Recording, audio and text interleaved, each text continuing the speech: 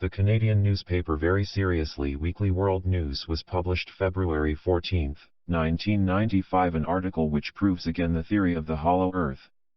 This is the title of the article: Cape Canaveral, Florida. NASA receives radio signals coming from inside the Earth.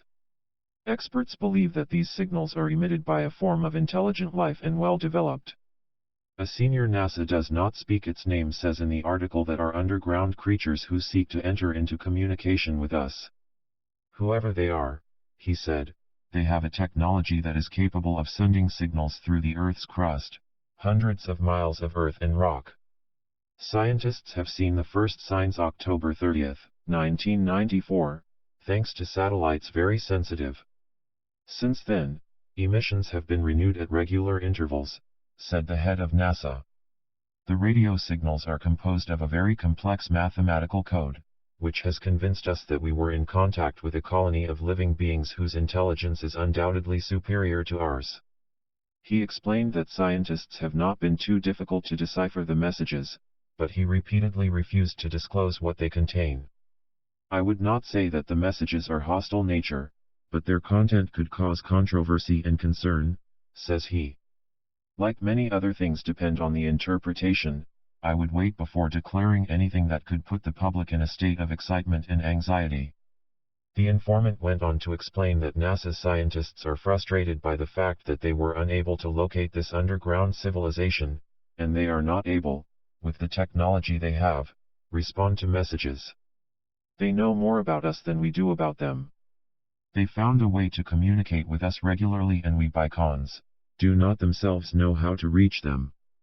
Their messages show that they have extensive knowledge about life on the surface of the Earth, as we have no explanation on the possibility of development and survival of intelligent life devoid of oxygen and sun. ODR note: unless the Earth is hollow, there is within a source of energy and light, and oxygen abundance, as has been confirmed by Mikhail Omram Ivanhov and many far-sighted. The head of NASA said that scientists believe that this discovery could be the biggest and most resounding for centuries. And the article ends with this sentence: we have long hoped to become the masters of the universe. We now recognize that there are unexplored territories in the interior of our planet, which could be of primary importance for our future. That actually contain these messages? NASA: why does she feel uncomfortable revealing to the public that it is in communication with the interior of the Earth? What are the requirements contained in these messages that push NASA to refuse to speak? Since messages do not seem hostile, they cannot put seriously at risk. It is therefore once again the political and economic forces that feel threatened and impose its veto on the dissemination of information. This is certainly the reason why scientists have so-called need time to properly interpret messages underground, before they are released.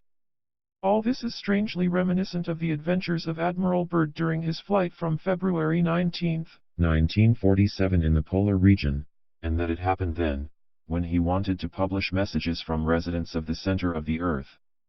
But, contrary to what had happened at that time, when we had silenced by ridiculing the very old theory of the hollow Earth, scientists now seem to want to prepare mankind step E, the reality of a hollow Earth. It is also an act of humility is required of them, because indirectly it will lead them to accept the theory that the Earth's core molten iron they have supported for decades does not. But for now, everyone continues to lie, including the head of NASA quoted in the article, affirming that we have no way to communicate with this culture. Other sources say, however, that these beings are trying instead for a long time to understand our leaders, that the armament and nuclear energy can express our loss, implying that trade has taken place and that if they had the opportunity, people of the hollow Earth would not be content with a one-way communication. In fact, this lie from the NASA disclaims responsibility for publishing information about it.